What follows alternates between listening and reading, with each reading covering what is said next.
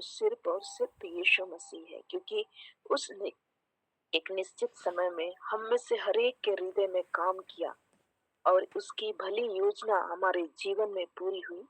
और उसी उद्देश्य के कारण आज हम लोग एक दूसरे से जुड़ पाते हैं और इस प्रकार से एक दूसरे के साथ संगति कर पाते हैं, एक दूसरे को उत्साहित कर पाते हैं। और सचमुच जब आज पूरी पृथ्वी में, हम कह सकते हैं पूरी दुनिया में यीशु मसीह के जन्मदिन को मनाया जा रहा है, तो हमें इस बात को समझने की ज़रूरत है कि यीशु मसीह के जन्मदिन को हम क्यों मना रहे हैं, या इसके पीछे क्या उद्देश्य है। तो यीशु मसीह का जो जन्म लेना है वो इसलिए महत्वपूर्ण हो जाता है क्योंकि अ, परमेश्वर की जो योजना थी, ऐसी योजना जो उसने हमें बचाने के लिए किया, वो आज के दिन के दिन उसे हम मनाते हैं, हम कह सकते।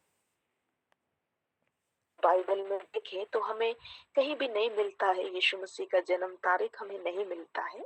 लेकिन फिर भी इसको लेकर भी कई विवाद होते हैं कि हमें क्रिसमस मनाना चाहिए कि नहीं, क्योंकि उस दिन यीशु मसीह का जन्म हुआ था, इस बारे में कोई सबूत हमें नहीं मिलता है, इस तरह की बातें होती हैं।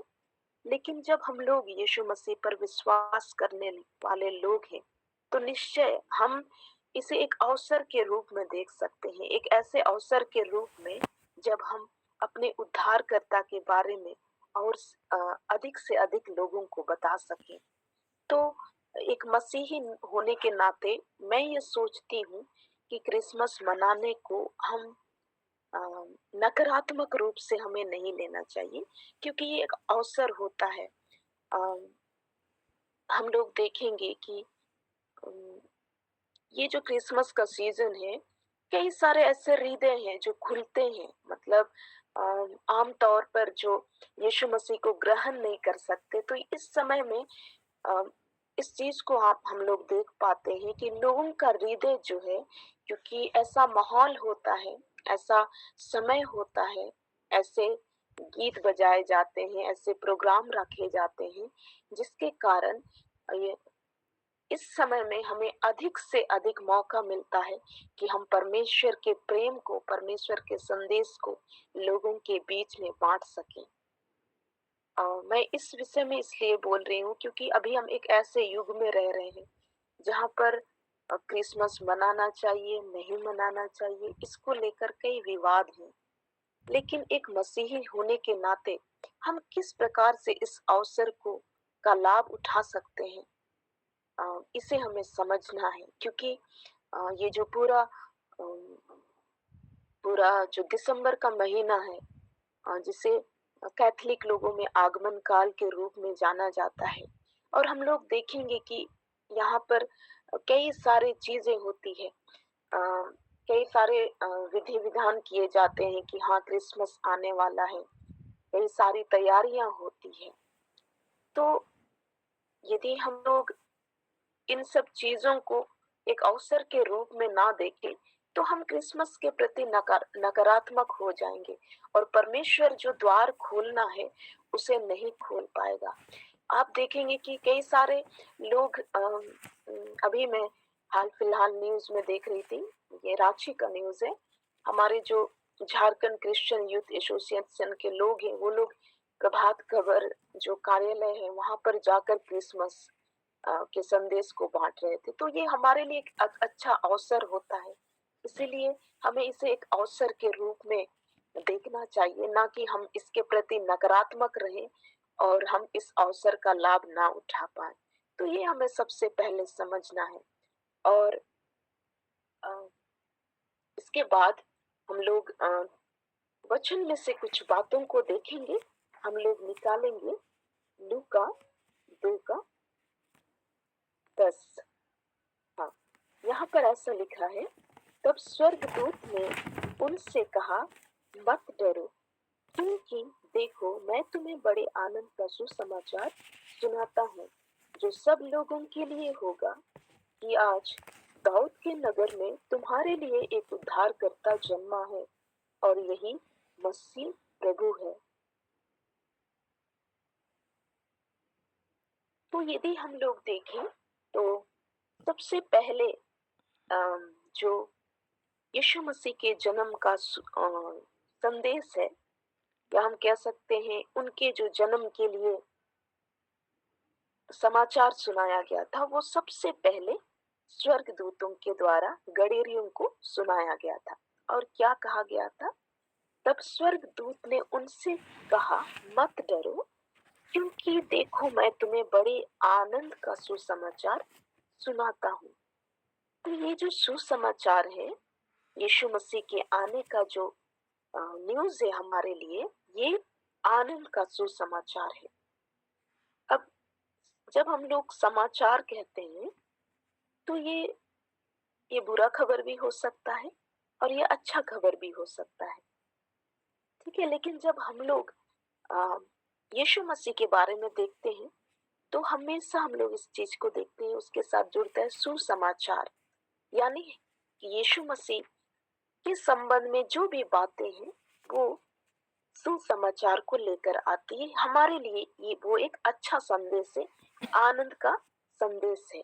और इसी रूप में स्वर्गदूतों ने गडेरियों को इस प्रकार से संदेश दे रहे हैं कि मैं तुम्हें बड़ी आनंद का सुसमाचार सुनाता हूँ, जो सब लोगों के लिए होगा, सिर्फ तुम्हारे लिए, ना सिर्फ इजरायलियों के लिए, बल्कि वो सब लोगों के लिए होगा। तो ये पूरे जगत के लिए सुसमाचार होगा, इस बात को वो कह रहे हैं। तो मैं यहाँ पर इस चीज को भी बताना चाहती हूँ कि अभी जैसे मैंने कहा कि हमें क्रिसमस को एक अवसर के रूप में देखना है। तो जब हम लोग अवसर की बात करते हैं तो यदि आप परमेश्वर के काम करने के तरीके को जानते हैं तो आप सभी जानते होंगे कि ये पहली दफा है जब स्वर्गदूत जो है वो सुसमाचार को बांट रहे हैं, एक प्रकार से हम कह सकते हैं। वो गडेरियों को बता रहे हैं कि मैं तुम्हें बड़े आनंद का सुसमाचार बताता हूँ और तुम्हारे लिए उद्धारकर्ता जन्मा है, यही मसीह है। और तुम उसे कपड़े में लिपटे हुए चरनी में पड़े हुए पाओगे। और फिर हम लोग देखते हैं कि वहां पर जो स्वर्गदूतों का दल है वो परमेश्वर की स्तुति करता हुआ दिखाई देता है। तो यदि हम लोग परमेश्वर के काम करने के तरीके को समझेंगे, और मैं विश्वास करती हूँ कि हम में से हर एक लोग बाइबल को जानते हैं, पढ़ते रहते हैं, और इसलिए मैं कुछ चीजों को ये समझकर चल रही हूँ कि आपको पता ही होगा। ये पहली बार है जब स्वर्गदूतों के द्वारा सुसमाचार दिया जा रहा है। लेकिन इसके बाद के समय में यदि हम लोग देखेंगे तो हमें कहीं भी ये नहीं दिखाई देगा कि स्वर्गदूतों ने सुसमाचार सुनाया, ठीक है। क्योंकि समय कम है इसलिए मैं सभी रेफरेंस में नहीं जाऊंगी। जैसे हम लोग देखते हैं कुरनेलियुस के घर में, ठीक है। कुरनेलियुस के बारे में यदि हम लोग जानते हैं, हमें प्रेरितों के काम में ये मिलेगा। वहां पर हम लोग एक घटना देखते हैं। वहां पर ऐसा होता है कि कुरनेलियुस जो है वो अन्य जाति में से था और वो प्रार्थना करते करते उसे नींद आ जाती है। और तब वो स्वप्न में तब उसे स्वर्गदूत दर्शन देते हैं और बोलते हैं कि स्वप्न में इस बात को बोलते हैं कि तुम जा करके याफा नगर में पतरस नाम का व्यक्ति है, उसे बुला कर लाओ, वो तुम्हारे लिए सुसमाचार सुनाएगा। तो फिर जब कुरनेलियुस जागता है तब वो जा करके याफा नगर से पतरस को बुलाता है। तब फिर पतरस वहां पर आकर सुसमाचार को सुनाता है। और इसके बाद के समय में भी यदि हम लोग देखेंगे तो कहीं भी स्वर्गदूतों को ये अवसर नहीं मिला कि वे सुसमाचार सुनाए। तो ये हमारे लिए ये एक अवसर है, क्योंकि सुसमाचार सुनाने की जिम्मेदारी परमेश्वर ने मनुष्यों को दे दी है। उसने स्वर्गदूतों पर नहीं छोड़ा, लेकिन उसने मनुष्यों को वो बर्तन बनाया, मनुष्यों को वो जगह दिया, मनुष्यों को वो अवसर दिया कि वे लोग परमेश्वर के सुसमाचार को सुना सकें। तो ये क्रिसमस के समय में हम अधिक से अधिक अवसरों को खोज सकते हैं। इवन मैं तो ये भी सोचती हूँ कि क्रिसमस ही एक अवसर होगा जब आप आरएसएस के लोगों को भी सुसमाचार सुना पाएंगे। मैं इस रूप में क्रिसमस को देखती हूँ, क्योंकि इस समय लोगों का हृदय खुला रहता है। इस समय लोग अम, अम, किसी मतलब हमें ऐसे बहाने मिल जाते हैं जब हम गैदरिंग के रूप में, कैरल सिंगिंग के रूप में, या फिर मिठाई बांटने के रूप में, कंबल बांटने के रूप में, चर्च सर्विस के रूप में कई लोगों तक सुसमाचार को बांट सकते हैं। तो ये हमारे लिए बहुत ही अच्छा अवसर है, जो हमें अ, उस उद्धारकर्ता को जो हमारे हृदय में जन्म ले चुका है उसे बांटने का अवसर प्रदान करता है। ठीक है। दूसरी बात जो मैं इस क्रिसमस के अवसर पर कहना चाहूंगी वो है, जैसे हम लोग यहाँ पर देखें आनंद। ठीक है। आनंद का सुसमाचार। तो ये आनंद है, वो उसके बारे में हमें जानने की जरूरत है। अब परमेश्वर जो हमें आनंद देता है, वो आनंद संसार के जो आनंद है उससे अलग होता है। संसार के जो आनंद होते हैं, या हम उसको कह सकते हैं जो खुशी होती है, वो टेम्पररी होती है, वो क्षण भर के लिए होती है। जैसे हम लोग चॉकलेट खाते हैं। चॉकलेट जब तक हमारे मुंह में रहता है, उसकी मिठास हमारे मुंह में रहती है। हमें तब तक हमारे माइंड में कुछ हार्मोन सिक्रेट होते हैं, हमें वो अच्छा लगता है। फिर जैसे ही चॉकलेट की मिठास खत्म हो जाती है, वो समाप्त हो जाता है। लेकिन अम, यीशु मसीह को जब हम लोग ग्रहण करते हैं अपने हृदय में, तो वो आनंद जो अनंत जीवन का आनंद है, जो उद्धार का आनंद है, वो कभी ना समाप्त होने वाला आनंद है। तो लेकिन अभी हमें इसे वर्तमान समय में जांचना है कि कैसे हमारा जो आनंद है वो अन्य बातों की ओर शिफ्ट हो रहा है। ठीक है। जैसे मैंने इस बात को कहा कि उद्धार का आनंद जो है वो सर्वदा रहने वाला आनंद है, वो अनंत काल तक बना रहेगा। ठीक है। एक व्यक्ति जो पापी था और उसे पता था कि उसने जो पाप कर रहे हैं, उन पापों के कारण वो किस अनंत मृत्यु की ओर जा रहा है। उस व्यक्ति को जब ये पता चलता है कि किसी ने मेरे लिए कीमत को चुकाया है, मेरे लिए लहू को बहाया है, और इसलिए मुफ्त में मेरे बिना कुछ किए मेरे सारे पापों को क्षमा कर दिया जाएगा, और मैं अब अनंत मृत्यु का नहीं परंतु अनंत जीवन में प्रवेश कर चुका हूँ। जब इस बात को एक व्यक्ति जान जाता है, तो ये सबसे अधिक आनंद की बात है। सबसे अधिक आनंद की बात है। संसार में जितने भी आनंद है, उनमें से सबसे अधिक जो आनंद का विषय है वो हमारा उद्धार है, और इसी आनंद को हमें समझना है। तो कई बार क्या होता है कि उम, मैं हमारे विषय में नहीं कह रही हूँ, क्योंकि हम में से हर एक लोग जो मसीह को प्रतिदिन खोजते हैं, वे इस बात के लिए अवेयर हैं कि हमारा आनंद कैसा बना रहेगा। जैसे कई बार हम लोग सोचते हैं कि जैसे आज क्रिसमस का दिन है, तो देखेंगे कि क्योंकि हमारी जो ये फेलोशिप है, परमेश्वर का धन्यवाद कि सुनीता बहन के द्वारा एक प्रयास किया जा रहा है, जिसके कारण हम प्रतिदिन परमेश्वर से जुड़ते हैं। तो ये जो आनंद है प्रतिदिन परमेश्वर से कनेक्ट होने का आनंद, भोर के समय कनेक्ट होने का आनंद, उसका आनंद हम महसूस कर सकते हैं। लेकिन क्योंकि आज ये अवसर है, क्रिसमस का अवसर है, तो केवल हम भोर में नहीं जाग रहे हैं, लेकिन कई सारे ऐसे लोग हैं जो हो सकता है साल भर कभी नहीं जागे, लेकिन आज के दिन 12 बजे जाग रहे हैं। ठीक है। तो ये अच्छी बात है, कम से कम एक दिन वो परमेश्वर के लिए जाग रहे हैं।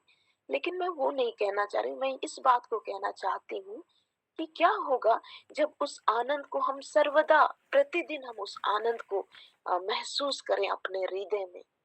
तो कई बार हमारा जो आनंद है वो पर्व तक सीमित हो जाता है। क्रिसमस समाप्त तो आनंद भी समाप्त। अरे कुछ क्रिसमस का सीजन था तो कुछ अच्छा सा लग रहा था, अभी सब चीज समाप्त हो गया तो अभी सूना सूना लग रहा है। इस तरह की चीजें हम मसीह भी कई बार ऐसे सोचने लगते हैं।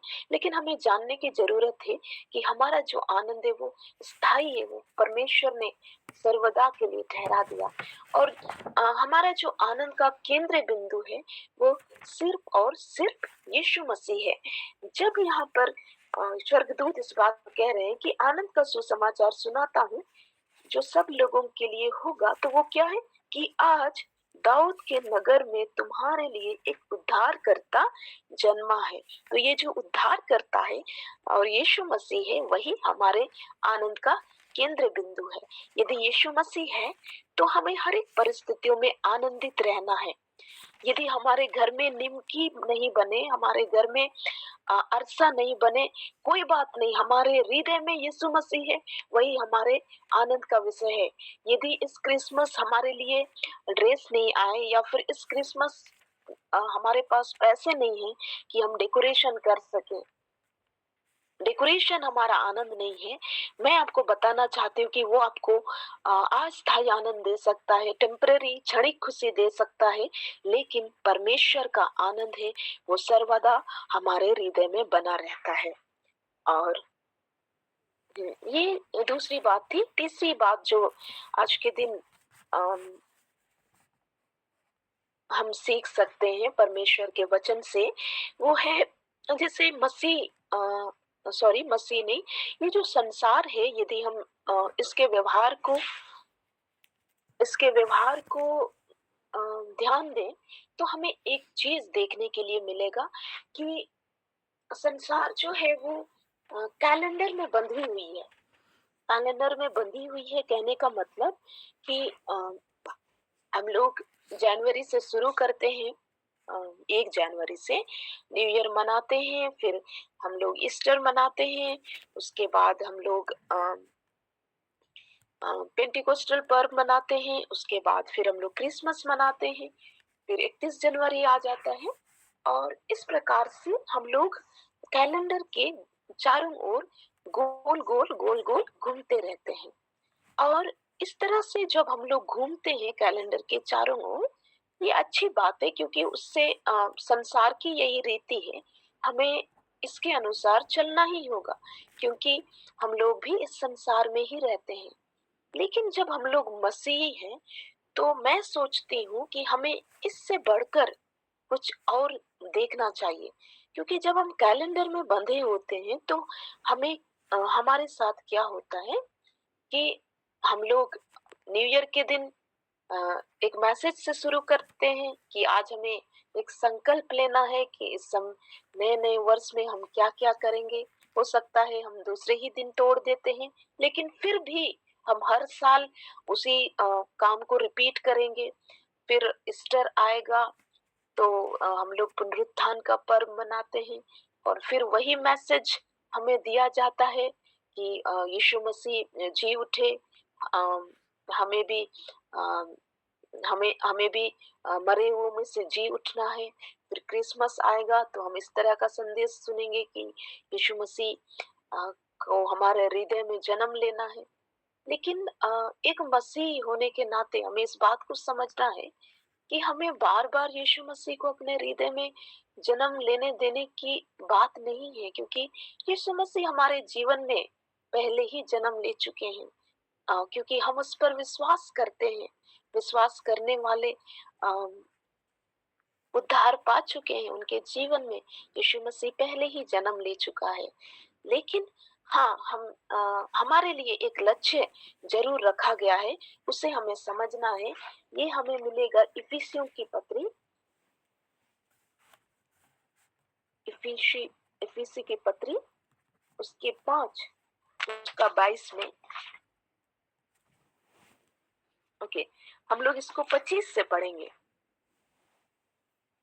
हे पतियों, अपनी पत्नी, इफिसी 5 का 25। हे पतियों, अपनी अपनी पत्नी से प्रेम रखो, जैसा मसीह ने भी कलीसिया से प्रेम करके अपने आप को उसके लिए दे दिया, कि उसको वचन के द्वारा जल के स्नान से शुद्ध करके पवित्र बनाए, और उसे एक ऐसी तेजस्वी कलीसिया बनाकर अपने पास खड़ी करे, जिसमें न कलंक, न झुर्री, न कोई और ऐसी वस्तु हो, वरन पवित्र और निर्दोष हो। ये जो यहाँ पर कहा गया, तो ये पति पत्नी के संबंध को बताते हुए कलीसिया और मसीह के बीच के संबंध को बताया जा रहा है। जैसा मसीह ने कलीसिया से प्रेम करके अपने आप को उसके लिए दे दिया, कि क्या करेगा वो, उसको वचन के द्वारा जल के स्नान से शुद्ध करके पवित्र बनाए, उसे एक ऐसी तेजस्वी कलीसिया बनाकर अपने पास खड़ी करे, जिसमें ना कलंक, ना झुर्री, ना कोई और ऐसी वस्तु हो, वरन पवित्र और निर्दोष हो। ये जो वचन है, ये कलीसिया के अल्टीमेट गोल को, अल्टीमेट लक्ष्य को बताता है। हमारा जो लक्ष्य है कलीसिया का, वो यही है कि हम एक तेजस्वी कलीसिया को तैयार करें। हम एक तेजस्वी कलीसिया को तैयार करें। वो कैसे तैयार होगी? वो वचन के स्नान से, वचन के शुद्ध जल के स्नान से तैयार होगी। और वो कैसे पूरा होगा, उसे हम लोग देख सकते हैं। एक और वचन है, भजन संहिता। ये वचन कई जगह में मिलता है। इब्रानी 1:13 में हम लोग इसको देख लेंगे। इब्रानी 1:13, यदि किसी को मिल जाए तो आप पढ़ सकते हैं।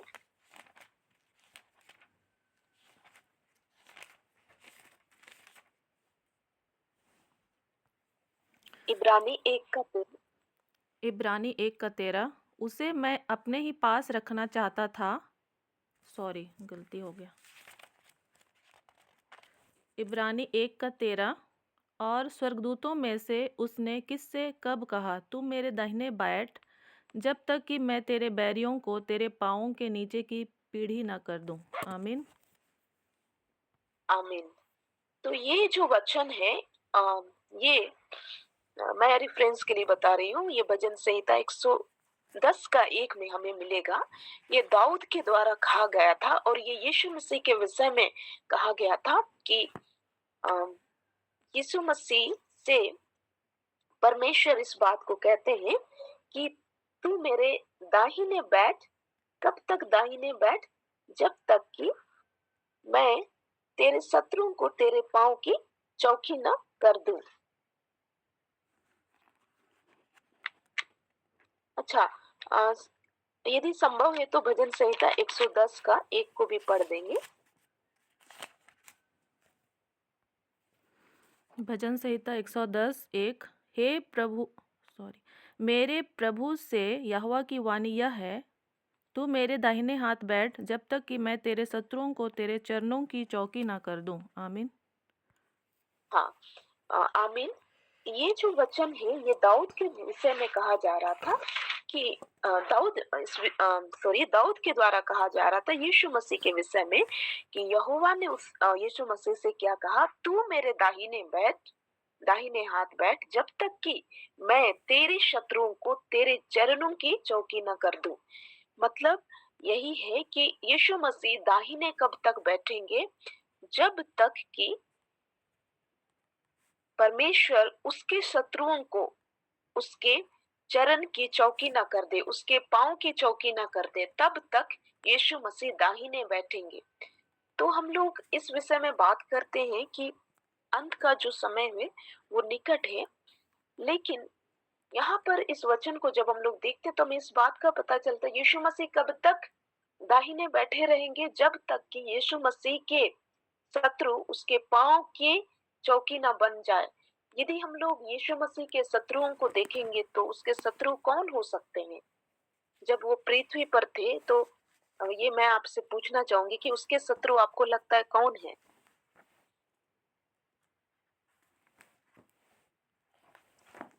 कोई भी बता सकते हैं जो आपको लगता है?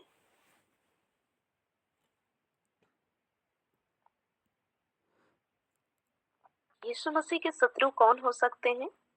जो उनकी बातों के विरुद्ध है।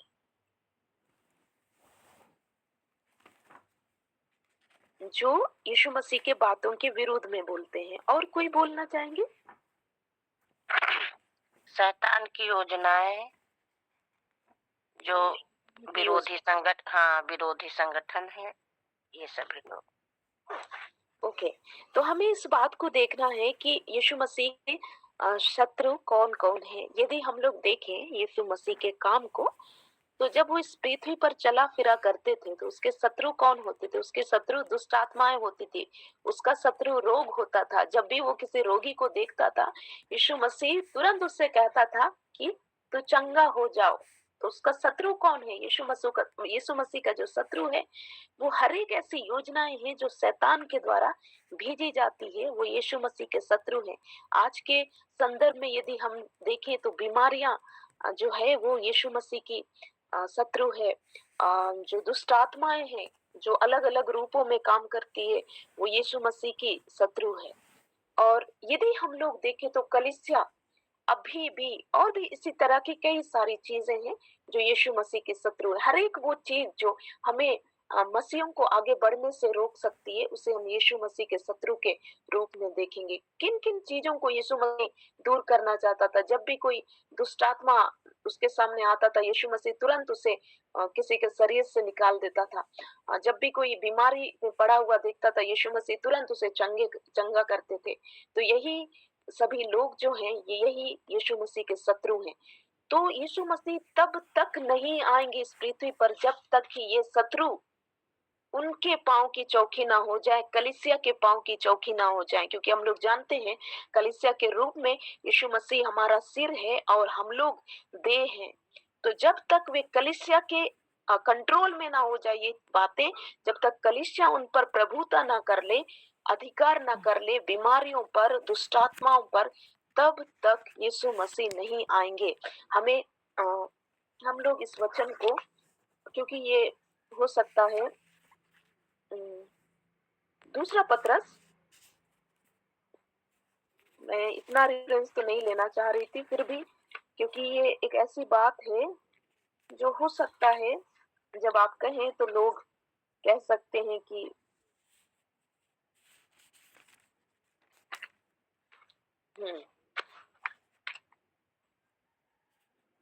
ये हमें मिलेगा दूसरा पत्रस उसका 3 उसका 12 में। और परमेश्वर के उस दिन की बात किस रीति से जोड़ना चाहिए और उसके जल्द आने के लिए कैसा यत्न करना चाहिए। ठीक है, तो यहाँ जब हम लोग देखते हैं तो हमें इस बात का पता चलता है कि कलीसिया जो है, ये जो दूसरा पत्रस की पत्री है, वो कलीसिया को लिखी जा रही है।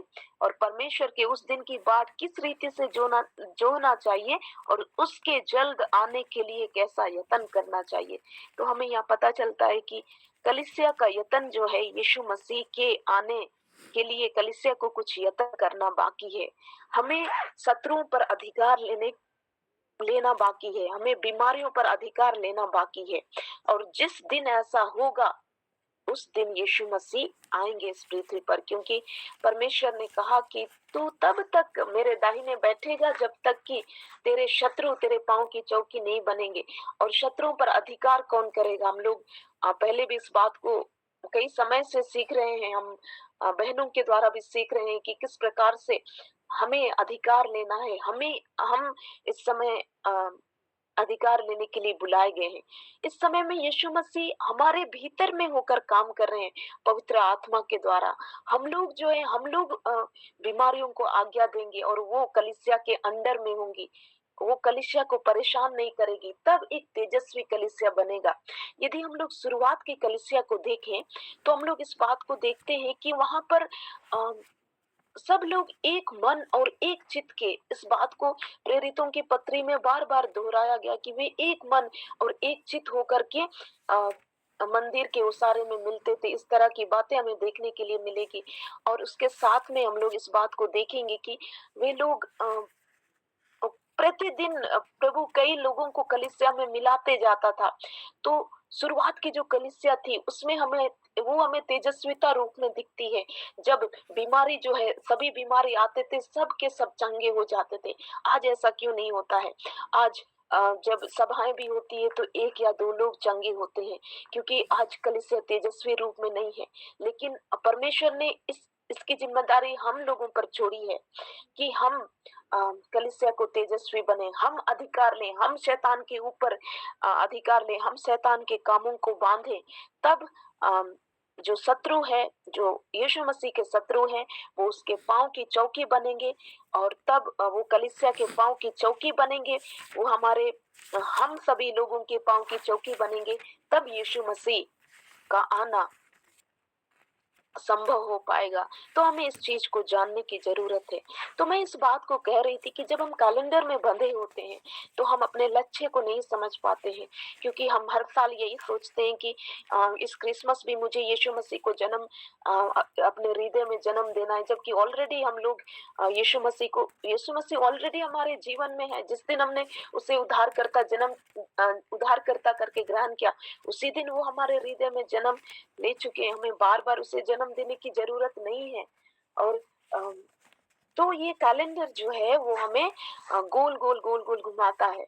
तो हाँ, इस संसार में है तो जरूर हमें इस संसार के अनुसार चलना पड़ता है। हम उसका विरोध नहीं करेंगे, लेकिन हमें समझना है कि एक कलीसिया के अंग होने के नाते हमारा जो अंतिम लक्ष्य है वो क्या है। हमारा लक्ष्य है कि हम कलीसिया को तेजस्वी बनाएं।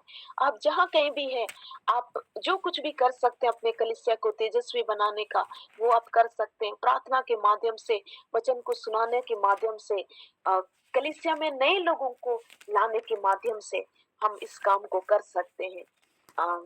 और परमेश्वर निश्चय इसमें हमारी सहायता करेगा, क्योंकि यही परमेश्वर की इच्छा है। और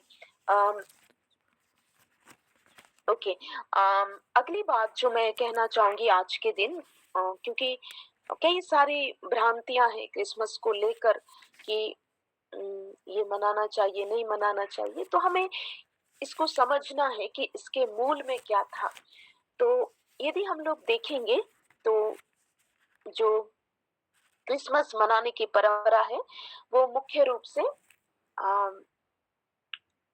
रोम से हमें शुरू होते हुए दिखाई देती है। जो पहली शुरुआत में यीशु मसीह के जन्म लेने के 300 वर्ष तक लगभग हमें कलीसिया या क्रिसमस मनाने का कोई अवसर हमें नहीं दिखाई देता है। लेकिन जब जो क्रिश्चियनिटी है वो रोम तक फैली, यीशु मसीह के बारे में रोम तक सुसमाचार पहुंचा, किसी न किसी रूप में रोम तक यीशु मसीह का सुसमाचार पहुंचा और लोग यीशु मसीह को जानने लगे। तो रोम के बारे में यदि हम लोग जानते हैं तो वो कई सारे मूर्ति पूजा वहां पर किए जाते थे। वहां पर हर एक चीजों के लिए देवी देवता होते थे। जैसे आकाश के अगर बारिश हुआ तो बारिश का देवता होगा, और मौसम का एक देवता होगा, जन्म प्रजनन का एक देवी होगी। इस तरह की चीजें वहां रोम के कल्चर में शुरू से थी। तो जब वहां पर यीशु मसीह के बारे में लोग जानने लगे तो वहां के जो राजा थे, उन लोगों ने इस बात को देखा कि वहां पर मूर्ति पूजा का प्रचलन बहुत अधिक था। तो उस समय में क्या होता था, 25 दिसंबर के दिन भी सूर्य देवता को पूजा जाता था। सूर्य देवता का पूजा किया जाता था। और उसके लिए क्या किया जाता था, इसका जो उत्साह है एक सप्ताह पहले ही मनाना शुरू किया जाता था। और इसको किस रूप में मनाया जाता था, एक सप्ताह पहले किसी ऐसे व्यक्ति को ढूंढा जाता था जो सबसे अधिक पापी हो वहां पे से। उस व्यक्ति को ढूंढा जाता था और 1 सप्ताह तक उसे बहुत मान सम्मान खिलाया पिलाया जाता था, और जो 25 दिसंबर के दिन है उस दिन को उसे बलि दी जाती थी। ठीक है, तो ये मुख्य रूप से ये होता था। और जब रोम में लोग यीशु मसीह को जानने लगे, तो वहां के जो लोग थे उन्होंने इस बात को डिसाइड किया कि ये जो मूर्ति पूजा चली आ रही है या जो बलि देने की प्रथा चली आ रही, उसे हम कैसे रिप्लेस करेंगे, उसे कैसे हटाएंगे, इस बात के बारे में बात होने लगा। तब ये वचन हमें मिलेगा मलाकी 4 में, परंतु तुम्हारे लिए जो मेरे नाम का भय मानते हो, धर्म का सूर्य उदय होगा और उसकी किरणों के द्वारा तुम चंगे हो जाओगे। तो वहां पर लोगों ने इस बात का डिसीजन लिया, जो उस समय कलीसिया के अगुवे समझे जाते थे उनके द्वारा, कि यीशु तुम्हारे लिए धर्म का सूर्य उदय होगा, इस बात को कहा गया है। तो ये जो धर्म का सूर्य है वो यीशु मसीह को हम लोग धर्म का सूर्य मानेंगे, और उसके जन्मदिन को हम लोग 25 दिसंबर को मनाएंगे।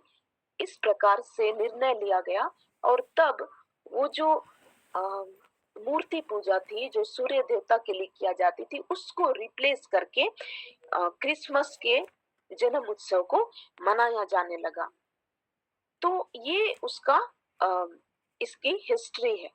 लेकिन यदि हम लोग इसको देखें तो ये एक परंपरा जरूर है, लेकिन हमें परंपरा के पीछे के उद्देश्य को समझना है। परंपरा के पीछे का जो उद्देश्य है वो एक अच्छा उद्देश्य था, उसका जो मूल उद्देश्य था वो एक अच्छा उद्देश्य था, क्योंकि वो एक मूर्ति पूजा को रिप्लेस करके यीशु मसीह को जगह देने के लिए, उसके जन्मदिन को मनाने के लिए वहां पर लाया गया था। तो ऐसा नहीं होता है कि परंपराएं जो है हमेशा एक अच्छे उद्देश्य से स्थापित की जाती है। जैसे क्रिसमस मनाने की जो परंपरा है वो एक अच्छे उद्देश्य से स्थापित की गई। हाँ, लेकिन परंपरा की आड़ में बाद में बाकी सारी चीजें प्रवेश कर जाती है।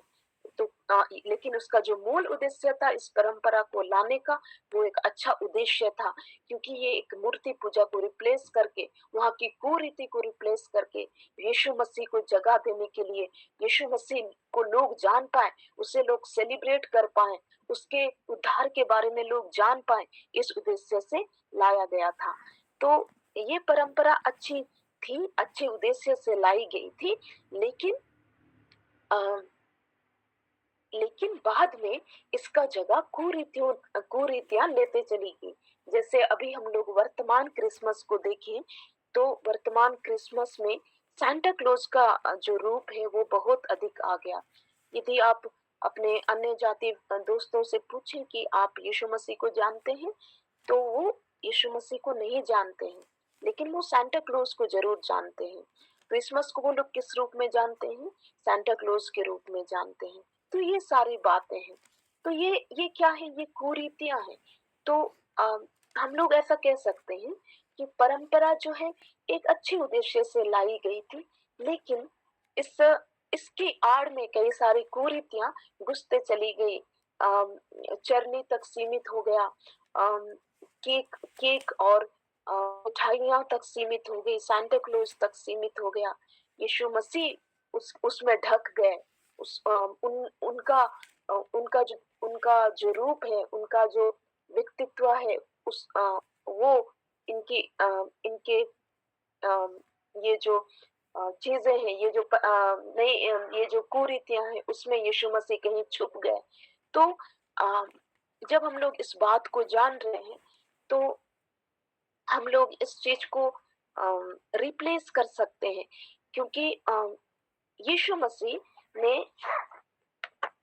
यीशु मसीह से हम लोग इस चीज को सीख सकते हैं, या हम परमेश्वर से इस चीज को सीख सकते हैं। हम कुलुस्सियों की पत्री, उसका कुलुस्सियों 2:14 में हम लोग देखेंगे। कोई यदि किसी को मिल जाए तो आप पढ़ देंगे। कुलुस्सियों 2:14। कुलुस्सियों की पत्री 2:14। कुलुस्सियों 2:14। और विधियों का वह लेख जो हमारे नाम पर और हमारे विरोध में था मिटा डाला और उसे क्रूस पर कीलों से जड़कर सामने से हटा दिया। यहाँ पर हम लोग देख रहे हैं व्यवस्था के विषय में लिख रहा है, जो पुराना नियम था या पुरानी व्यवस्था थी उसके विषय में, कि यीशु मसीह ने क्या किया, विधियों का लेख को क्या किया, क्रूस में। फिर से पढ़ेंगे सिस्टर।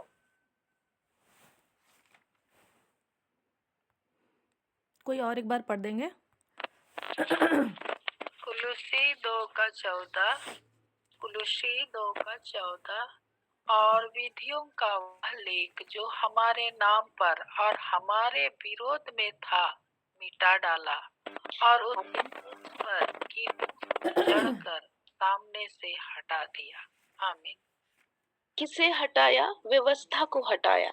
अभी हम लोग व्यवस्था के युग के बारे में सीख रहे थे। कल ही हम लोग सीख रहे थे व्यवस्था का युग। तो इसके विषय में हम लोग क्या सीख रहे थे, वो अच्छी है, ठीक है, और भी कई सारी बातों को हम लोग सीख रहे हैं। लेकिन यीशु मसीह ने उसे, परमेश्वर ने उसे कब तक इस्तेमाल किया? जब तक वो जरूरत थी। लेकिन जब वो उसकी जरूरत खत्म हो गई तो उसे हटा दिया गया, उसे कीलों समेत जड़कर समाप्त कर दिया गया। तो हम लोग परमेश्वर से इस बात को सीख सकते हैं कि परंपराएं अच्छी है। जैसे मैंने इस बात को कहा कि हम लोग क्रिसमस मनाते हैं तो वो एक अवसर हमारे लिए लाता है, लेकिन हमें इस चीज को समझना है कि जब हमें वो जरूरत है तो हम लोग इस्तेमाल करेंगे, और जब उसकी जरूरत समाप्त होगी तो उसे हम लोग को उससे हटने में भी हमें कोई आनाकानी नहीं करना है। उसे हमें हटा देना है। इस चीज को हमें समझना है, क्योंकि व्यवस्था शिक्षक थी। व्यवस्था के विषय में कहता है कि वो शिक्षक हुई हमारे लिए, तो उसका एक समय तक वैल्यू था। लेकिन जब नई व्यवस्था आ गई तो यीशु मसीह ने उसे पूरा किया और आ, उसे हटा दिया। उसे जब वो जीर्ण हो गई तो उसकी अब जरूरत नहीं, तो क्यों हम उसे ढोए फिरे? तो उसी प्रकार से यदि परंपराएं अच्छी है, जब हम उसे अवसर के रूप में लेते हैं वो अच्छी है, लेकिन अगर इसमें कुरीतियां आ गई, इसमें कुछ बुराइयां आ गई और कभी ऐसा नौबत आया कि इसे हटाना पड़े, तो हम लोग उन कुरीतियां रिपीट ना हो, इसलिए हम उसे हटाने में भी हमें कोई संकोच नहीं करना चाहिए। हमें इस बात को समझना है। तो जितने भी ये तो मैंने बस एग्जाम्पल दिया। आप कलीसिया में जितने भी पर्व मनाए जाते हैं या जितने भी चीजें सेलिब्रेट की जाती है, उसके पीछे यदि आप मूल में जाएं, यदि आप उसके बैकग्राउंड में जाकर स्टडी करें, तो उसके पीछे जो उद्देश्य था, उनको लाने के पीछे एक अच्छा उद्देश्य था। हाँ, बाद में उसमें मिलावट जरूर हुई, और जिसके कारण वो चीजें अब अलग रूप में हमें दिखाई देती है। अब वो एक समस्या के रूप में हमें दिखाई दे रही है। तो जो चीजें परंपरा में आवश्यक नहीं है, उसे हटा देना उचित है, जैसा परमेश्वर ने किया। जब व्यवस्था की आवश्यकता थी तब तक उसे इस्तेमाल किया, तब तक एक गाइड के रूप में लोग उसे इस्तेमाल करते थे। लेकिन जब उसकी जरूरत नहीं हुई, जब नई व्यवस्था यीशु मसीह ने स्थापित किया, मसीह की व्यवस्था स्थापित हुई, तो अब उसे हमें बार बार दोहराने की जरूरत नहीं है। उसी प्रकार से जब परंपराएं का मूल उद्देश्य अच्छा है, लेकिन उसके साथ यदि कुरीतियां आ गई, उसे हमें दोहराने की जरूरत नहीं है। तो ये सारी चीजें हैं जो क्रिसमस के विषय में है, और इसके विषय में कई सारी बातें कही जा सकती हैं, लेकिन इतना काफी है। मैं समझती हूँ कि परमेश्वर ने हमें वचन से सिखाया, और मैं फिर से सभी बातों को बोलना चाहती हूँ कि सबसे पहले कि ये जब क्रिसमस का समय है, तो ये हमारे लिए एक अच्छा अवसर है। हम इसे नकारात्मक रूप में ना देखें, हम समझें कि ये ऐसा समय है जब सभी लोगों का हृदय मसीहों के लिए खुला रहता है, तो हम इसे एक अच्छा अवसर के रूप में ले सकते हैं। दूसरी बात ये है कि स्वर्गदूतों को वो अवसर नहीं मिला कि वे सुसमाचार सुनाएं, हमें वो अवसर मिला है। स्वर्गदूत केवल विश्वासियों की सेवा के लिए नियुक्त किए जाते हैं, हमारी मदद के लिए नियुक्त किए जाते हैं, लेकिन सुसमाचार सुनाने का सौभाग्य हम मनुष्यों को मिला है। और उसके बाद हम लोग सीख रहे थे कि किस प्रकार हमारा जो आनंद है वो स्थायी है, वो क्षणिक चीजों पर निर्भर नहीं है, परख तक सीमित नहीं है, लेकिन हमारा आनंद अनंत जीवन तक बना रहने वाला आनंद है। और अ, हम कैलेंडर का पालन जरूर करते हैं क्योंकि हम इस संसार में रहते हैं, लेकिन एक मसीह होने के नाते हमें किस लक्ष्य तक पहुंचना है, हमें कलीसिया तेजस्वी करना है, उस बात को हमें समझना है और उसी उद्देश्य के साथ अपने जीवन को जीना है। ये नहीं कि एक साल बीत गया तो फिर से मैं वही चीजें करूं, नहीं, हमें इस रूप में देखना है कि मैंने अपने कलीसिया में कितना कंट्रीब्यूट किया, मैं जो पहले था मेरा कलीसिया में अब कितना परिवर्तन दिखने लगा, या मेरे व्यक्तिगत जीवन में मैं कितना तेजस्वी होने लगी, मेरे अंदर परमेश्वर का जो स्वरूप में मुझे ढलना है उसमें मैं कितना आगे बढ़ रही हूँ। ये हम लोग इस रूप में अगर अपना लक्ष्य को देखेंगे तो हम लोग आगे बढ़ेंगे। गोल गोल घूमने से लक्ष्य कई बार मिस हो सकता है, हम आगे जो बढ़ना है वो उस चीज को हम मिस कर सकते हैं, इसलिए उससे हमें बाहर निकलना है। और अंतिम बात जो हम लोग सीख रहे थे परंपराओं के विषय में कि उसके पीछे का उद्देश्य अच्छा था, लेकिन यदि इसमें कुरीतियां आ गई तो हमें उसे फिल्टर करने की जरूरत है, उन्हें हटाने की जरूरत है। उन कुरीतियों को हटा करके, उन कुरीतियों को जब हम हटाएंगे तब यीशु मसीह का रूप लोगों के सामने प्रकट होगा, और इस प्रकार से हम यीशु मसीह के का जो इस संसार में आने का मूल उद्देश्य है उसे हम पूरा करेंगे। परमेश्वर का धन्यवाद एक सुंदर अवसर के लिए। प्रभु धन्यवाद इस समय को तूने मुझे अवसर दिया, हर एक भाई बहनों के हृदय को खोला पिता। फिर भी पिता मैंने कुछ ही बातें कही पिता, आपके जो वचन है वो अनंत है प्रभु जी, और उनके बारे में हम जितनी भी व्याख्या करें वो कम ही होती है प्रभु।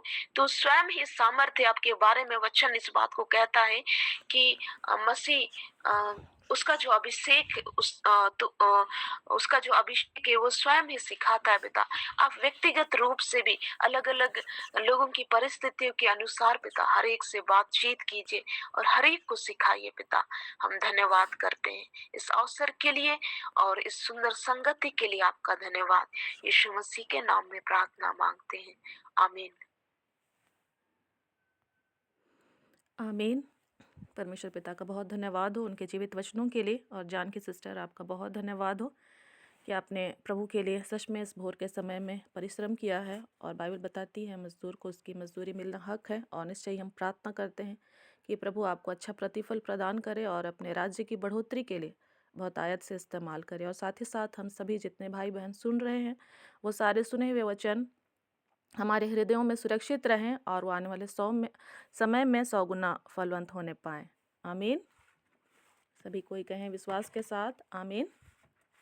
और कुछ बातों को मैं रखना चाहती हूँ, और जैसे हम सभी ने सुना बहुत सारी बातें, और हमारे पास ये है सारी जिम्मेदारियां हैं आने वाले समय में, है ना।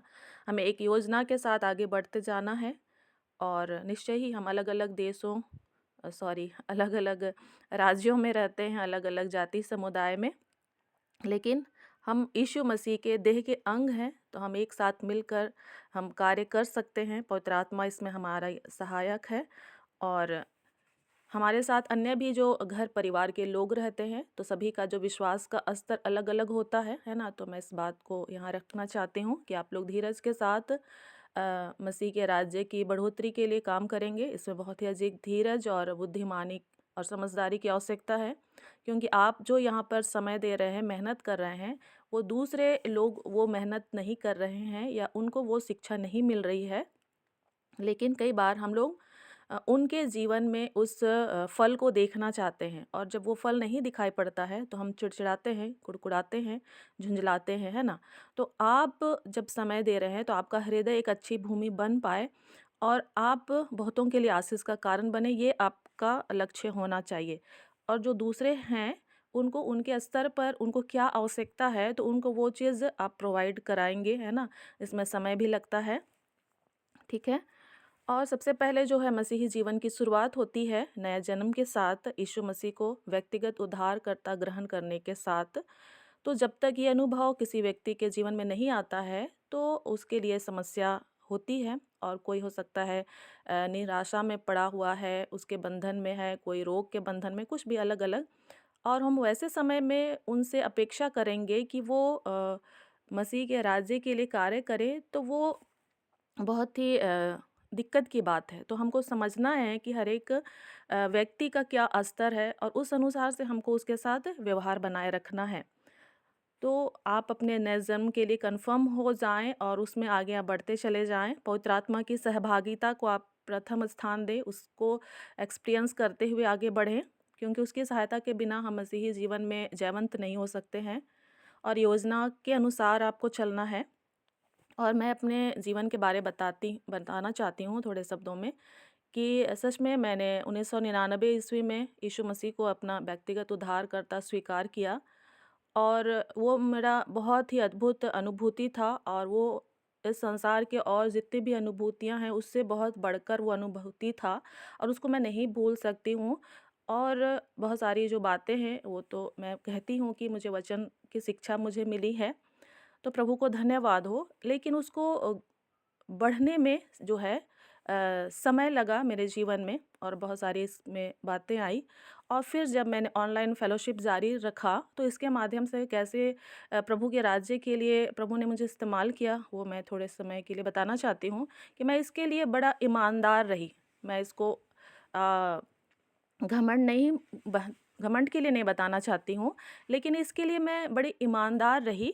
जो ऑनलाइन फ़ेलोशिप मैं करने लगी, तो मैं आपसे भी इस बात को साझा कर रही हूँ कि आप जो कर रहे हैं, तो उसमें आप ईमानदार रहें। आप जो सुन रहे हैं, तो उसको ध्यान से सुनें, आपको जो करने के लिए कहा जा रहा है, तो आप उसको ईमानदारी से करें। और अगर आप नहीं कर रहे हैं या नहीं कर रहे, इतना मैं कईयों को देख रही हूँ, वो 2 साल से या 3 साल से मेरे साथ हैं या मैं उनके साथ हूँ, लेकिन उनके जीवन में वो बदलाव क्यों नहीं आ रहा है? तो उसका कारण है कि ईमानदारी नहीं है ना? तो ये उसी तरह हो रहा है कि हम परंपरा के अनुसार इसको ले रहे हैं। एक रीति-विधि के अनुसार हम इसको ले रहे हैं कि हाँ, बस परमेश्वर की जो आशीष है, मेरे जीवन में, मेरे बच्चों, परिवार के जीवन में बनी रहे। तो ये हम धोखे में हैं, ठीक है? मैं इसको क्लियर करना चाहती हूँ कि आप धोखे में हैं, आप इसको ठीक कीजिए। तो ईमानदारी के साथ ऑनलाइन फेलोशिप जारी रखेंगे, और सच में मैंने ईमानदारी के साथ जारी रखा। मैं कभी उसको मिस नहीं कर रही थी, जो सुनाया जा रहा था मैं सुन रही थी, और मैं प्रभु से उस बात की समझ को माँग रही थी कि प्रभु मैं क्या कर सकती हूँ? और प्रभु मुझे जो-जो अवसर दिखाते जा रहे थे, मैं उस अवसर को इस्तेमाल कर रही थी या मैं उसे पूरा कर रही थी। एक बार मुझे दान संग्रह करने के लिए एक कार्यक्रम का मुझे इन्फॉर्मेशन मिला। हालाँकि मैं वहाँ पर उस कार्यक्रम में नहीं गई, लेकिन प्रभु ने उस बोझ को मुझे दिया, और वो मीटिंग में नहीं बोला जा रहा था, है ना? लेकिन मुझे मुझे वो पता चला कि हाँ, वहाँ पर दान इकट्ठा करने के लिए दानदाताओं की आवश्यकता है। मतलब दानदाताओं नहीं, मतलब कलेक्शन करने वालों की आवश्यकता है। तो उस बोझ को जब मैंने अपने अंदर हृदय में महसूस किया, तो मैंने कहा कि मैं इसके लिए क्या कर सकती हूँ? और मैंने लोगों के साथ बातचीत किया और मैंने उस काम को पूरा किया। और मैं इसलिए बता रही हूँ कि आपको जो प्रेरणा मिलती है ना? उसको आप कैच करें, उसको आप कैच करें और उसको करते चले जाएँ। और जब वो थोड़े में विश्वास योग्य रहते हैं, तो प्रभु हमें फिर आगे ले चलते हैं, है ना? तो आप सभी का इंडिविजुअल परमेश्वर आपसे बातचीत करता है, आपको दिखाता है बहुत सारा क्षेत्र, अवसर, है ना? आप उसको कैच करें और उसको आप पूरा कीजिए। आप विचार करें कि आप उसके लिए क्या कर सकते हैं, है ना? प्रभु ने मुझे दिखाया कि ग्रुप में बहुत सारे लोग हैं, जो मीटिंग में नहीं जुड़ते हैं, तो उनके लिए मैं क्या कर सकती हूँ? तो उसको मैंने कैच किया और उसके लिए मैंने कार्य करना जारी रखा। ठीक है? उसके बाद फिर मुझे जैसे समय-असमय मुझे मैसेज देने का मौका मिलता था, तो मैं हर समय मतलब मैसेज के लिए मैं अवेलेबल रहती थी। और क्योंकि मुझे बाइबल की सारी बातें मतलब अधिकतर बातें, सारी नहीं बोलूँगी, अधिकतर बातें मुझे मालूम थी, तो मुझे कहीं भी कोई भी वचन मेरे सामने आता था, आत्मा की सहायता से मैं उसके लिए जो है उपलब्ध रहती थी और वो संदेश मैं दे देती थी। तो उसमें भी वो ईमानदारी की बात थी मैं कहूँगी। तो उसमें भी प्रभु ने मुझे आशीष दिया। और लेकिन जब ऐसा करते-करते, क्योंकि मेरा एक नेचर है कि मैं फीडबैक लेना चाहती हूँ और मुझे अगर सही फीडबैक नहीं मिलता है तो मुझे निराशा होती है, क्योंकि प्रभु का जो वचन बाँटा जा रहा है वो ऐसे ही मार्ग के किनारे जैसे गिर रहा है वैसे हो चला जा रहा है। और यदि वो अच्छी भूमि में नहीं गिर रहा है और वो फलवंत नहीं हो रहा है, तो मैं जो काम कर रही हूँ या दूसरे भाई-बहन जो मैसेज दे रहे हैं, वो अगर व्यर्थ हो रहा है, तो निश्चय ही वहाँ पर बदलाव की आवश्यकता है। इसको मैंने अनुभव किया। और मुझे ये भी समझ में आया कि जो मैं बता रही हूँ, तो सामने वाले जो हैं, वो कितना उसको समझ पा रहे हैं या नहीं समझ पा रहे हैं। और मैंने लोगों के साथ बातचीत किया, तो मुझे पता चला कि नहीं, उनको ये मालूम है, ये नहीं मालूम है, या उसको वो उस तरह से समझ रहे हैं। एक बहन ने ऐसा कहा, मैंने उनसे पूछा कि ये मंदिर कौन-सा मंदिर है, जो जैसे यीशु मसीह ने क्या किया था, अ जिस मंदिर में वहाँ पर जो खरीद-बिक्री करने वाले थे, उसको निकाल दिया था। मैंने पूछा कि कौन-सा मंदिर था?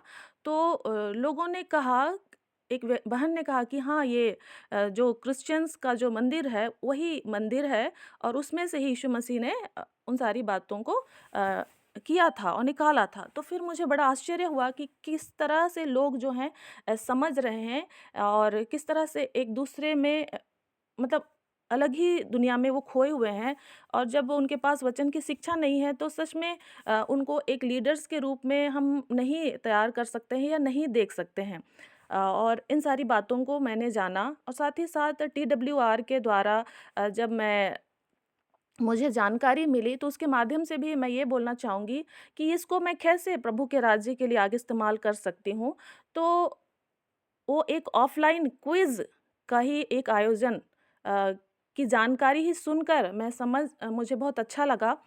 और जितने ऑनलाइन हम यहाँ पर जुड़ते हैं, तो हम ऑफ़लाइन कितना एक्टिव हो पाते हैं अपने क्षेत्र में, उस बोझ को, उस दर्शन को प्रभु ने मुझे दिया कि जितने हम ऑनलाइन यहाँ फ़ेलोशिप करते हैं, चाहे हम मेनलाइन चर्च के हैं या पेंटिकोस्टल हैं या नए मसीही भाई-बहन हैं, हम अपने ऑफ़लाइन क्षेत्र में हम कितना एक्टिव हो पा रहे हैं या नहीं हो पा रहे हैं।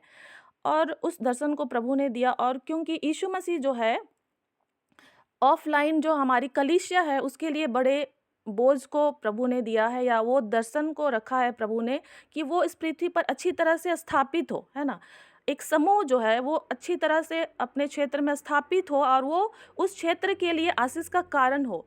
और प्रभु ने मेरी सहायता की और कई सारे लोगों ने इस बात को जाना और समझा और वो अपने-अपने क्षेत्र के लिए वो लोगों ने उस बीड़ा को उठाया और उसमें कई लोग 1 साल बाद सफल हुए, है ना? कई लोग आने वाले टाइम में होंगे, कई ले ने अपने यहाँ पर बड़े सताव को देखा। तो लेकिन फिर भी जो है वो उस कार्य के लिए क्या हुए, गंभीर हुए। तो मैं इन सारी बातों को आपको साझा करना चाहती हूँ कि जब आप ऑनलाइन मीटिंग्स में कंटिन्यू हैं, तो आप इसे लापरवाही के साथ ना करें, ईमानदारी के साथ करें। और आपको जो प्रेरणा प्रतिदिन प्रभु दे रहे हैं या फिर आपको सप्ताह के अंदर या 2 महीना के अंदर, आप उसको कैच करें और पवित्र आत्मा की सहायता से आप उसको पूरा करने के लिए विचार करें कि मैं इसको कैसे कर सकता हूँ, कैसे कर सकती हूँ। निश्चय ही इसमें आपको समस्या आएगा। समस्या आना ही आना है, लेकिन फिर भी उस समस्या के बावजूद आपको ये टारगेट रखना है, लक्ष्य रखना है कि आप उसको कैसे करेंगे और आपका ध्यान उसके ऊपर लगा रहना चाहिए। और बाकी जो हमारा और आपका अपना दैनिक जीवन है, वो तो रहेगा ही, है ना? उसको हमको करना ही है, हमारा पारिवारिक जीवन है और दैनिक जीवन है, जो भी है, वो उसको भी हमको संतुलन में लेके चलना है। और उसको हम कैसे कर सकते हैं? उन बातों की खोज में लगे रहना है ना? उन बातों की खोज में लगे रहना है और उसको करते चले जाना है। और मैं उन सभी भाई-बहनों का बहुत धन्यवाद देना चाहती हूँ जो कि बड़े बोझ के साथ इन सभी कार्यों में अपने सहयोग को देते हैं और उन्होंने दिया है। प्रभु सबों को आशीष दे और अपने-अपने क्षेत्र में, अपनी-अपनी कलीसिया में, अपने-अपने गाँव घर में प्रभु के राज्य की बढ़ोतरी के लिए आप लोग स्टैंड लीजिए, है ना? कदम उठाइए और आगे बढ़िए। आप जहाँ से आप सहयोग ले सकते हैं, सहयोग लीजिए। जहाँ पर आपको इनकार करना है, आप इनकार कीजिए, लेकिन आप प्रभु के राज्य की बढ़ोतरी के लिए क्रियाशील रहें, ठीक है? और निश्चय ही हम जो ये सब कार्य करते हैं, उसको स्वर्गदूत क्या करते हैं? देखते रहते हैं। हमने सुना आज कि जो स्वर्गदूत हैं, उन्होंने सुसमाचार सुनाया, है ना? और फिर अब हमने ये सीखा कि जो सुसमाचार सुनाने की जो ज़िम्मेदारी है, वो हम मनुष्यों को दे दी गई है, आपको दे दी गई है। आप उसको कैसे करते हैं, ये हमारे ऊपर है ना? आपके ऊपर है। और हम जो ये करते हैं, उसको स्वर्गदूत लगातार ध्यान से क्या करते हैं? देखते रहते हैं, है ना? तो कितनी अद्भुत बात है। हाँ, आप कितने अनमोल हैं और कितने क्या हैं? प्रतिष्ठित हैं। और आप में से, हम में से हर एक को क्या कर दिया गया है? अधिकार दे दिया गया है और सच में हम अधिकारी लोग हैं, है ना? तो आप ईमानदारी से करें और सोप को आप ज़रूर कंटिन्यू करें, केवल यहाँ पर सुनाने के लिए नहीं। सोप आपको करने और बताने का उद्देश्य ये है कि आपका हृदय जो है वो अच्छी भूमि बन सके। आप उसको अपने व्यक्तिगत जीवन से रिलेट करके गहराई से देखें, वो आप चलते-फिरते देख सकते हैं, है ना? कोई वचन को लेकर के आप चलते-फिरते देख सकते हैं कि वो वचन आपके हृदय के लिए कैसा है, आपके जीवन से वो कैसे लागू हो रहा है। आपका हृदय को आप अच्छी भूमि बनाइए, क्योंकि सबका अलग-अलग सिचुएशन है, अलग-अलग सोच-विचार है। आप कहाँ पर डर रहे हैं, कहाँ पर घबरा रहे हैं, क्या है, तो वचन ही आपको बताता है। तो इसलिए आप उसको अपने जीवन से रिलेट करके ज़्यादा देखिए। मैं इस बात के लिए आपको ज़्यादा मैं बोलना चाहती हूँ। हम ज़्यादा उपदेशक ना बने, ठीक है? हम ज़्यादा उपदेशक अभी ना बने। बाइबल भी बताती है कि बहुतेरे उपदेशक ना बने, क्योंकि हम जो उपदेशक वाला स्टाइल से जब वचन को स्टडी करते हैं ना, तो उससे हम आशीषित नहीं हो पाते हैं। हम ज़रूर अच्छे हम बोल देते हैं या हो जाता होगा, लेकिन वो कहीं न कहीं व्यर्थ हो जाता है। इसलिए जो बाइबल है वो हमें कहती है कि बहुतेरे उपदेशक ना बने। तो हमें पहले अपने जीवन के लिए उसको इम्प्लीमेंट करते जाना है ना? कई बार हमको शर्म आता होगा कि हम कैसे इस बात को बोलेंगे, हम नहीं बोलेंगे, हम उसको कहीं न कहीं अवॉइड कर देते हैं, ठीक है? या हम उस विषय में हम करना ही नहीं चाहते। आपका कोई भी क्षेत्र है, आप बच्चों के साथ डील नहीं कर पा रहे हैं, तो आप वचन से लगातार इसके लिए आप माँगे प्रभु से, है ना? कि प्रभु मुझे सहायता कीजिए कि मेरा जो हृदय है वो अच्छा बन सके और मैं बच्चों के साथ अच्छे तरह से मतलब मैं उनके साथ हम अगुवाई करनी है तो हम उसकी अच्छी अगुवाई कर सकें। अगर हम उनसे प्रेम करना है तो हम अच्छे प्रेम कर सकें, या अगर पति पत्नी का रिश्ता है तो आप इसके लिए बातचीत मतलब वचन के साथ आप करें। और अगर आप सेवकाई में आगे नहीं बढ़ पा रहे हैं तो उससे रिलेटेड आपको जो है, आप अपने हृदय में विचार कीजिए और उसको अपने हृदय में बसाते चले जाइए। तो जो हमारे हृदय में जो ऊँट खटारे हैं, झाड़ियाँ हैं, वो धीरे-धीरे खत्म होती चली जाएँगी और हमारा हृदय क्या होगा, आपका हृदय अच्छी भूमि बनेगा। जब वो अच्छी भूमि बनेगा और उसमें वचन पड़ेगा तभी वो फलवंत होगा, है ना? और जब तक वो अच्छी भूमि नहीं बन रहा है, उसमें ऊँट खटारे और झाड़ियाँ भरी पड़ी हैं, तो वचन वहाँ पर 100 गुना फलवंत नहीं होगा, है ना? तो इसलिए आप सोप को इम्पोर्टेंट समझें अपने जीवन के लिए। आप उसमें जितना मेहनत करेंगे, आप ही ज़्यादा आशीषित होंगे और आपके द्वारा आपका परिवार, आपका घराना, आपके जो आने वाले वंशज हैं, वो उससे आशीषित होते चले जाएँगे, है ना? और शक संदेह को एकदम नहीं लाना है, ठीक है? आप किसी भी कलीसिया के सदस्य हैं, प्रभु वहाँ पर आपको बहुतायत से इस्तेमाल करें, है ना? पहले आपको यरूशलेम में, आपके निज घर में प्रभु इस्तेमाल करेंगे, है ना? फिर सामरिया में, पड़ोस में, है ना? यहूदिया में और पृथ्वी के छोर तक प्रभु आपको इस्तेमाल करेंगे। तो हम टारगेट हमारा परमेश्वर बड़ा है, तो प्रभु हमें बड़े लक्ष्य के लिए तैयार करके रखता है ना? हम ये नहीं सोचेंगे कि अरे हम नहीं हो सकते, हम कैसे हो सकते? नहीं, प्रभु हमें अपनी योग्यता के अनुसार इस्तेमाल करता है ना? प्रभु हमें अपनी योग्यता देता है, ठीक है? हमारी योग्यता के अनुसार नहीं, प्रभु अपनी योग्यता हमको और आपको देता है। हमारे सोचने से, कल्पना से वो बढ़कर रहता है, ठीक है? तो लिमिटेड ना रहें, सीमित ना रहें, ठीक है? तो प्रभु को सारा आदर और महिमा मिले। किसी की गवाही है या कोई कुछ कहना चाहता है तो इस समय बोल सकते हैं। किसी के पास कुछ गवाही है या कोई कुछ कहना चाहता है तो आपका स्वागत है। हम अंतिम प्रार्थना में फिर आगे बढ़ेंगे। जय मसीह की। जय मसीह की। सिस्टर, हमने जो कहा था दुआ के लिए, वो आपने मेरा ट्रांसफर रुक जाए, हम कल एप्लीकेशन दे के आए हैं डीसी को, डीएम को। तो डीसी ने भी मुझे कुछ कहा नहीं, लेकिन ये कहा जाके काम करो। तो उनका रुख मेरी तरफ अभी है, परमेश्वर की महिमा हो, लेकिन अभी उन्हें क्लियर नहीं लेटर में नहीं आया कैंसिल वाला। ये भी हो जाए, परमेश्वर की महिमा से दुआ कर दीजिएगा। ठीक है।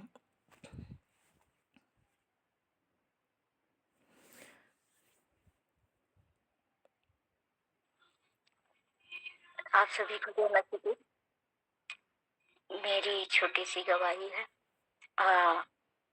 परमेश्वर ने आज अच्छे वचन से मुझे समझाया, उसके लिए मैं धन्यवाद करती हूँ। मतलब आप लोगों से, मैम के द्वारा, और मैं इन कामों को करने के लिए तैयार हो पाऊँ। मेरे लिए भी प्रार्थना करना, जो भी परमेश्वर का उद्देश्य है उसे पूरा करने के लिए लिख पाऊँ, पढ़ पाऊँ, कुछ और सीख पाऊँ, उसके लिए आप मेरे लिए प्रार्थना करना। और जो भूमि के बारे में आप बताए, तो उसी के बारे में मुझे सपन में आज भोर को दिखा कि बहुत सारे पेड़ पौधा मैंने लगाया है और उसमें भांति भांति की, मतलब अन्य अन्य चीज़ों का उत्पादन हो रहा है। ऐसे मैंने देखा, भट्टा का, प्याज का, ऐसे में खेती भाजी वाजी का जो लगा हुआ है, ऐसे मैं देखी।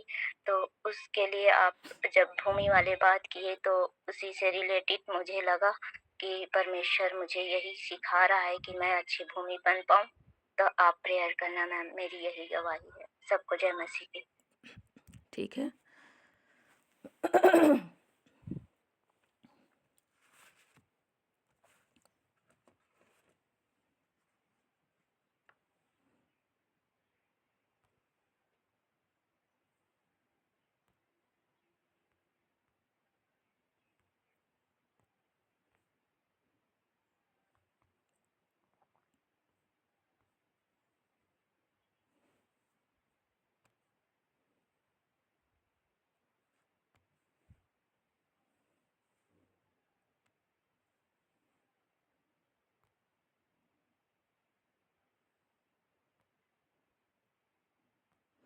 ठीक है, आइए हम लोग इस समय, हाँ बोलिए। नहीं, वही बोल रही थी, आपका बहुत हाँ, आइए हम लोग अंतिम प्रार्थना की ओर आगे बढ़ते हैं और प्रभु को सारी बातों के लिए धन्यवाद देंगे और अपने आप को प्रभु के हाथों में सौंपें। और जैसा प्रभु हमारे साथ चाहते हैं, वैसा हम में से हर एक के जीवन से होने पाए। हम उन प्रकाशनों को, उन बोझ को जो प्रभु आपके और मेरे हृदय में देते हैं, हम उसको कैच कर सके और हम एक दूसरे का ज़रूर सहयोग लें, है ना, कि आप उसको कैसे पूरा करेंगे। ठीक है, आप उसके लिए लगातार आपका ध्यान उसके ऊपर लगा रहना चाहिए। नहीं तो हम सभी जानते हैं कि तुरंत वो हमारे हृदय से जो है चोरी हो जाता है। तो आप उसको चोरी होने ना दें। आपको जो प्रभु प्रकाशन देते हैं, बोझ देते हैं कि आपको ये चीज़ करना है, तो आप उसको करते चले जाइए, है ना। हो सकता है कोई चीज़ को आपको तुरंत करना है, कोई चीज़ को 1 सप्ताह बाद करना है, कोई चीज़ को 1 महीना बाद, किसी को ये ऐसे करके, लेकिन वो आपके ध्यान में रहना चाहिए। और जितने भी नकारात्मक बातें हैं उसको अवॉइड करें। आइए हम लोग प्रभु को धन्यवाद दें और अंतिम प्रार्थना करेंगे। एक गीत के साथ अपने आप को प्रभु को समर्पित करें धन्यवाद के साथ।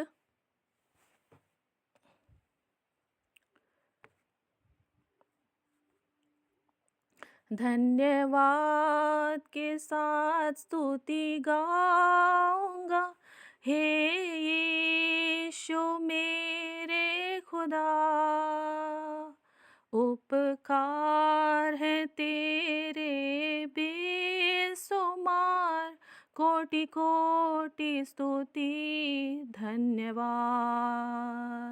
धन्यवाद के साथ स्तुति गाऊंगा, हे यीशु मेरे खुदा। उपकार है तेरे बेसुमार, कोटि कोटि स्तुति धन्यवाद।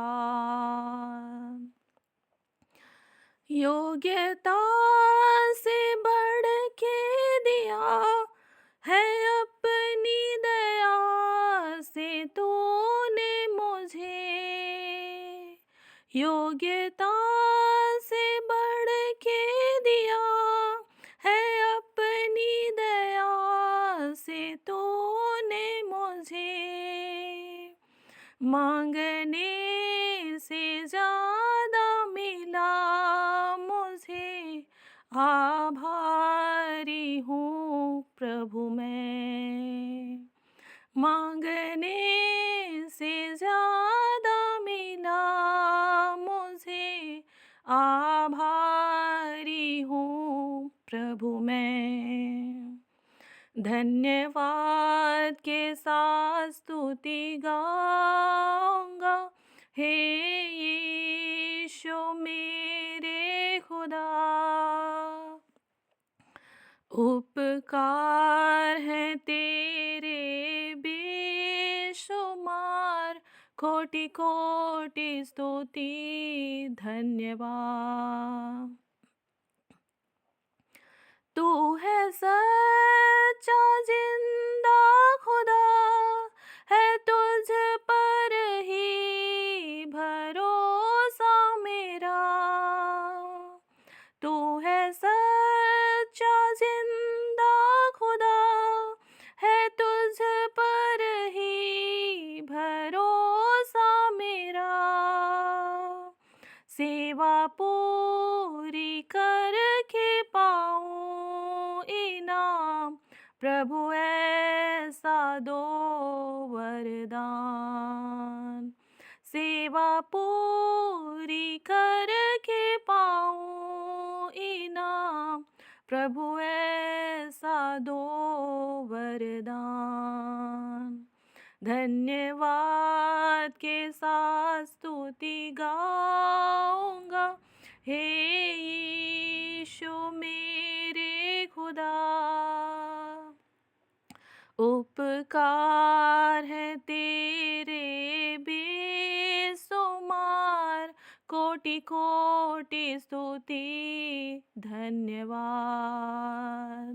कोटि कोटि स्तुति धन्यवाद। हे जीवित सामर्थ्य प्रभु जी, हम धन्यवाद देते हैं सारी बातों के लिए। सच में प्रभु जी, हमारी योग्यता से बढ़कर आपने हमें अपनी योग्यता को दिया है, अपनी धार्मिकता को दिया है प्रभु जी, अपने स्वरूप और समानता को दिया है। हम आपको धन्यवाद देते हैं। प्रिय प्रभु जी, पिछले समय की सारी लापरवाहियों के लिए प्रभु जी हम क्षमा चाहते हैं, हम अपने सारी गलतियों के लिए क्षमा चाहते हैं प्रभु जी। हाँ प्रभु जी, बहुत सा समय हमने बर्बाद किया है। हाँ प्रभु जी, आपके राज्य की बढ़ोतरी के लिए प्रभु जी, आपकी कलीसिया को तेजस्वी बनाने के लिए जैसा हमें करना चाहिए था हमने नहीं किया है प्रभु जी। हम इन सारी बातों के लिए क्षमा चाहते हैं। होने दे हम अपने आप को प्रभु जी जीवित और पवित्र भावता हुआ आपको बलिदान करके चढ़ा सकें। हाँ प्रभु जी, हम अपने आप को सही तरह से समझ सकें प्रभु जी, आपके दृष्टिकोण से हम अपने आप को प्रभु जी देख सकें। हमें ऐसा अनुग्रह प्रदान कीजिए। पवित्र आत्मा की सामर्थ हम में से हर एक को मिले प्रभु जी, और हम पृथ्वी के छोर तक आपके नाम की गवाही को दे सकें। और प्रभु जी, हम उन हर एक कुरीतियों के विरुद्ध प्रभु जी हम खड़े हो सकें। हाँ प्रभु जी, आपके उन शत्रुओं के विरुद्ध हम भी आपके पुत्र यीशु के साथ प्रभु जी हम खड़े हो सकें। ऐसे अनुग्रह को हम मांगते हैं। हाँ प्रभु जी, अनुग्रह कर आपने जो अधिकार हमें से हर एक को दिया है, हम उन अधिकारों का इस्तेमाल कर सकें। अनुग्रह कर प्रभु जी, आपका वचन हमारे हृदयों में सुरक्षित रहे, उसे शैतान चुराने न पाए, और हमारी लापरवाहियां, हमारे जीवन की झाड़ियां और चिंता और परेशानियां उन वचनों को दबाने न पाए। अनुग्रह कर पिता परमेश्वर। हम धन्यवाद देते हैं जानकी सिस्टर के लिए कि आज के दिन के लिए आपने उन्हें आशीषित किया। हाँ प्रभु जी, और पूरे जीवन के लिए हम आशीष मांगते हैं प्रभु जी। आप उनको सहायता और मदद करें। आपने उनके लिए जो भी योजनाओं को बनाकर रखा है, जिन क्षेत्रों को भी आपने उनके लिए चयनित कर रखा है प्रभु जी, उन क्षेत्रों में वो प्रभु जी आपके राज्य की बढ़ोतरी के लिए प्रभु जी बहुतायत से इस्तेमाल हो सके। और प्रभु जी, हम तमाम जितने हम भाई बहन यहाँ इकट्ठे हैं, हमें से हर एक के लिए आपने जो भी योजनाओं को रखा है प्रभु जी, उन योजनाओं को हम जान सके, समझ सके, और उनको पूरा करने के लिए हम क्रियाशील हो सके। अनुग्रह कर प्रभु जी, हम अपने परिवार घराने को आपके हाथों में सौंपते हैं प्रभु जी। हर एक परिवार घराने की आप सुधि लीजिए। हाँ प्रभु जी, क्योंकि आप हमसे बढ़कर हमारी चिंता करने वाले परमेश्वर हैं।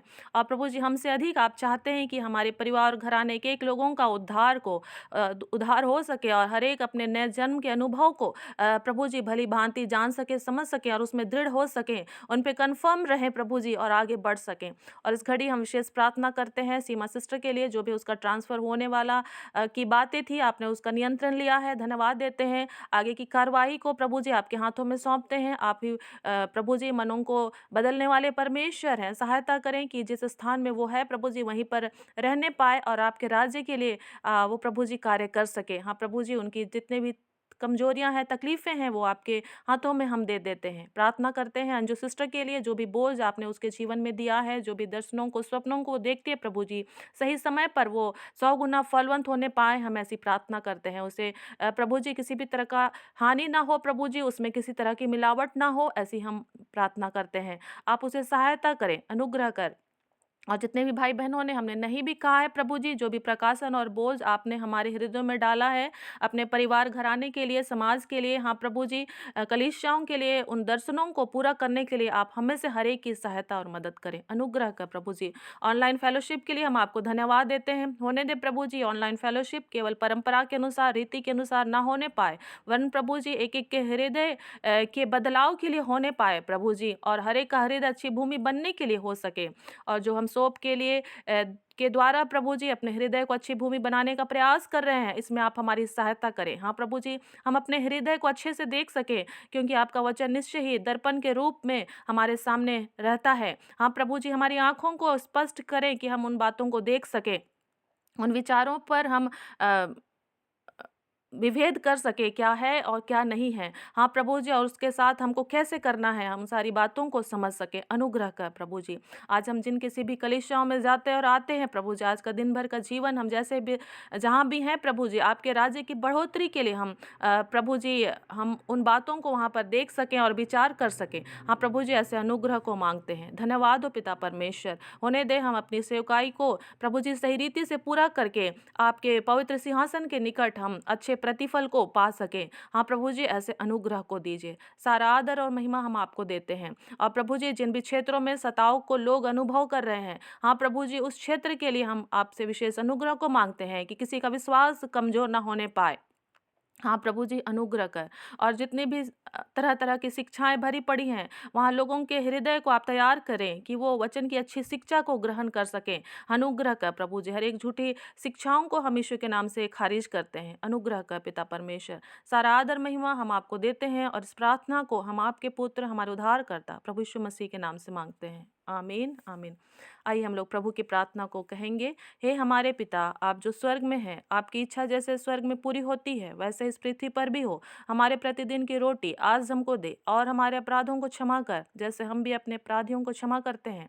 और हमें परीक्षा में ना डाल, परंतु बुराई से बचा, क्योंकि राज, सामर्थ और महिमा युगानुयुग सदा आपकी ही है। आमीन आमीन।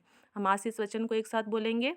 पिता परमेश्वर का प्रेम, प्रभु यीशु मसीह का अनुग्रह और पवित्र आत्मा की सहभागिता हम सबों के साथ सर्वदा बनी रहे। आमीन आमीन। Praise the Lord, hallelujah. सबों को हैप्पी क्रिसमस। Happy Christmas.